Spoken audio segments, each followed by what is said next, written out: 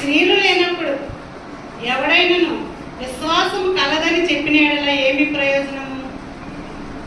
క్రియలు చేయకుండా నాకు విశ్వాసం ఉంది, నేను ఎంతో దేవుడిని విశ్వసిస్తున్నాను, దేవుడు చేస్తారని నమ్ముతున్నానని మనం ఇంట్లో కూర్చొని విశ్వాసంలో ఉన్నాను అనుకుంటే ఏమి ప్రయోజనం అన్నారు పౌలు గారు, యాకోబు గారు. ఎందుకంటే విశ్వాసము ఉండాలి, తర్వాత క్రియలు కూడా ఉండాలి. క్రియలు లేని విశ్వాసము మృతమని మనం కింద చూసుకున్నప్పుడు ఉంటుంది. కాబట్టి క్రియలు లేనప్పుడు ఎవడైనా తనకు విశ్వాసము కలదని చెప్పిన యెడల ఏమి ప్రయోజనము? జనులు అట్టి విశ్వాసం అతన్ని రక్షింపగలదా? ప్రయోజనము అట్టి విశ్వాసం అతన్ని రక్షింపగలదా? అట్టి విశ్వాసం ఉంటే, ఒకవేళ క్రియలు లేని విశ్వాసం ఉంటే అది ఏమి ప్రయోజనము? అది రక్షింపగలదా? రక్షింపలేదు. అలాగే అదే అధ్యాయంలో మనం 23వ వచనం చూసుకుంటే, కాబట్టి అబ్రహాము దేవుని నమ్మెను, అది అతని నీతిగా ఎంచబడెను అను లేఖనము నెరవేర్చబడెను, మరియు దేవుని స్నేహితుడని అతనికి పేరు కలిగెను.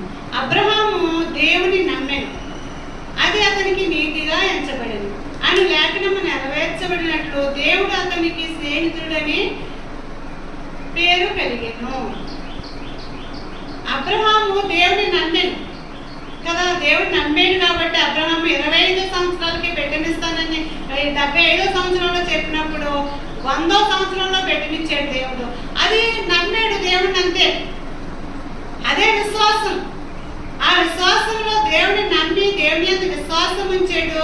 క్రియలు చూసే అబ్రహాము క్రియలు కూడా చేశాడు. ఆ క్రియ ఏంటంటే అన్ని 100 సంవత్సరాలకి ఎంతో కాలంగా వెయిట్ చేసి పొందుకున్న ఒకే ఒక్క బిడ్డని దేవుడు ఏమన్నారంటే బలి ఇచ్చేయమన్నారు, అంతే. దేవుడు తీసుకెళ్ళి నీ బిడ్డని బలి ఇచ్చే అన్నారు. అంటే వెనక్కి చూసాడా? విశ్వాసం ఉందా? నిజమే, నమ్మాడు, విశ్వసించాడు, బిడ్డను పొందుకున్నాడు అబ్రహాము. కానీ అలా పొందుకున్న బిడ్డని నువ్వు బలి ఇచ్చేయండి, అస్సలు వెనక్కి చూడలేదు, మారు మాట్లాడలేదు దేవుడి దగ్గర. ఇదేంటి ప్రభు, నువ్వు లేక నాకు 25 సంవత్సరాలు నిన్ను వెయిట్ చేయించి ఒకే ఒక్క బిడ్డని ఇచ్చావు కదా తండ్రి, ఆ బిడ్డని నన్ను ఇప్పుడు బలి ఇచ్చేయమన్నావేంటి అని ఒక్క మాట కూడా ఆయన మాట్లాడలేదు. దేవునికి చెప్పిన మాటకి ఒబే అయ్యాడు. ఆ డిసిప్లిన్ గా ఏం చేశాడంటే బిడ్డను తీసుకుని పర్వతం మీదకి వెళ్ళాడు, బలి ఇవ్వడానికి మొత్తం సిద్ధం చేశాడు, బిడ్డను అందు మీద పడుకోబెట్టాడు, కత్తెత్తాడు. దేవుడు ఊరుకుంటాడండి?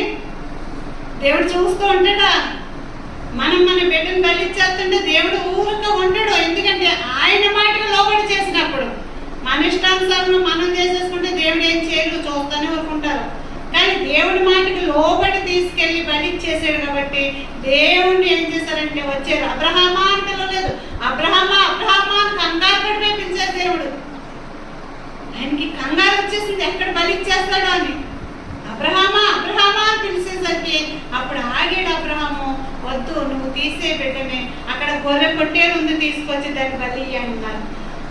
అబ్రహాము విశ్వసించాడు, నమ్మాడు, క్రియలు కూడా చూపించాడు అక్కడ. కాబట్టి నమ్మాలి, విశ్వసించాలి, క్రియలలో దాన్ని చూపించాలి. మనం నేను దేవుడిని తెలుసుకున్నానని బొట్టు తీసేసి లేకపోతే తెల్ల చీర కట్టుకుని లేకపోతే బైబిల్ పట్టుకుని ఆరాధనకి వెళ్ళిపోతుందంటే దేవుడి బిడ్డలో అని అనుకుంటాం, అది వేరు. కానీ మన క్రియల్లో చూపించాలి, ప్రేమించి ఇక్కడ 16వ వచనంలోనూ మనం చూసుకున్నట్లయితే, మీలో ఎవరైనా శరీరములకు కావలసిన వాటిని ఇయ్యక సమాధానంగా వెళ్ళి చలి కాచుకుని తృప్తి పొందుడని చెప్పిన ఎడల ఏమి ప్రయోజనము? అలాగే విశ్వాసం లేని క్రియలు లేనిదైతే అది ఒంటిగా ఉండి మృతమైనదను. ఎవరికైనా సరే ఆహారం లేదండి, భోజనం లేదు, వస్త్రాలు లేవు, చలిగా ఉంది. మన ఇంటికి వచ్చినప్పుడు మనం అయ్యో చలేస్తుందమ్మా, అయ్యో ఆహారం లేదా, జాగ్రత్తగా చలి కాచుకో, చక్కగా మంచి భోజనం తినని చెప్పేసి పంపిస్తే అది ఏం ప్రయోజనం? అది విశ్వాసము క్రియ ఏముంది అందులో? అది క్రియ లేదు. సహోదరి అయినను దిగంబరులే ఆనాటికి భోజనం లేక ఉన్నప్పుడు మీలో ఎవడైనా శరీరంకు కావలసిన వాటిని ఇయ్యక సమాధానంగా వెళ్ళుడి, చలి కాచుకొనుడి, తృప్తి పొందుడని చెప్పిన యెడల ఏమి ప్రయోజనము? ఏమి ప్రయోజనము? అక్కడ తీసుకొచ్చి భోజనం పెట్టి, మంచి భోజనం పెట్టి మనకున్నంతలోనే, అలానే మనం ఒక అనేక రకాల భోజనాలు కాదు, మనకున్నంతలో దేవుడు మనకిచ్చిన దాంట్లో వారికి తృప్తిగా భోజనం పెట్టి, వారికి వస్త్రం ఇచ్చి, ఈ రాత్రికి ఇక్కడ పడుకోండి, తెల్లారి లేచి వెళ్ళేది కానీ చాలా చలిగా ఉందని వాళ్ళకి మనం సహాయం చేయాలి. అదే క్రియా విశ్వాసము. రెండు కలిసినప్పుడే దేవుడు కార్యాలు చేస్తారు. ఆయా అబ్రహాములో క్రియ ఉంది, విశ్వాసం ఉంది కాబట్టి దేవుడు ఏమన్నారంటే, దేవుడు అతనికి ఒక స్నేహితుడుగా పిలువబడ్డారు. అబ్రహాం ఏంటంటే దేవునికి స్నేహితుడు. ఒక పట్టణాన్ని అగ్ని గంధకాలతో కాల్చేసినప్పుడు, సొదొమ గొమొర్రా పట్టణాన్ని అగ్ని గంధకాలతో కాల్చేసినప్పుడు దేవుడు స్వయంగా మాట్లాడారు అబ్రహాం గారితో. నేను కాల్ చేస్తున్నాను, నేను ఇలా చేస్తున్నానని చెప్పుకున్నారు. ఎవరితో చెప్పుకుంటామండి? పరాలతో మనం చెప్పుకోలేం కదా, మన ఫ్రెండ్స్తో చెప్పుకుంటాం. ఏదైనా సరే కొన్ని విషయాలు భర్తతో చెప్పుకోలేము, కొన్ని విషయాలు బిడ్డలతో చెప్పుకోలేము, కొన్ని విషయాలు ఎవరితోనూ చెప్పుకోలేము. మనం మన దేవుణ్ణి ఒక స్నేహితుడిగా మనం పెట్టుకుని మనసులో మన హృదయాన్ని దేవుడి సన్నిధిలో కుమ్మరించుకుని అన్ని విషయాలు దేవుడితో చెప్పుకున్నప్పుడు దేవుడు మనకి స్నేహితుడిగా ఉంటాడు. దేవుడికి మనకి సత్సంబంధం కలిగి ఉంటాము. దేవుడు మనలో ఉంటాడు.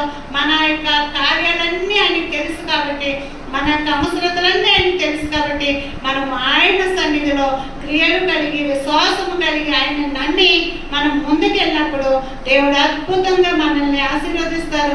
ఈ లోకములోనే కాదు, పరలోకములో కూడా ఆయన మనకి మంచి నివాసం ఏర్పాటు చేయడానికి వెళ్ళని అన్నారు కదండి. కాబట్టి ఆ నివాసంలో మనం ఉండాలంటే ఈ మట్టి శరీరాన్ని ఇక్కడ వదిలి మహిమ శరీరాన్ని ధరించుకుని దేవుడి సన్నిధిలో, దేవుడి నివాసంలో మనం నివసించాలంటే మనం ఏముండాలంటే మనలో విశ్వాసం ఉండాలి, ఆయన్ని నమ్మాలి, తర్వాత క్రియల రూపంలో కూడా మనం చూపించాలి. కాబట్టి దినదినము మనం ఎలా ఉన్నాం, దినదినము ఎలా చేస్తామని మన హృదయాన్ని మనం పరీక్షించుకుని దేవుడి సన్నిధిలో ముందుకు సాగిపోదాం. దేవుడిచ్చే యొక్క సంపూర్ణమైన దీవెనాశీర్వాదాన్ని పొందుకుంటూ మనం ముందుకు వెళదాం. దేవుడి చిన్న వాక్యాన్ని విన్న మన హృదయాల్లో చెప్పిన నా హృదయంలో నీరు కట్టి ఫలింప చేసి అభివృద్ధి పరచబడును గాక. ఆమేన్.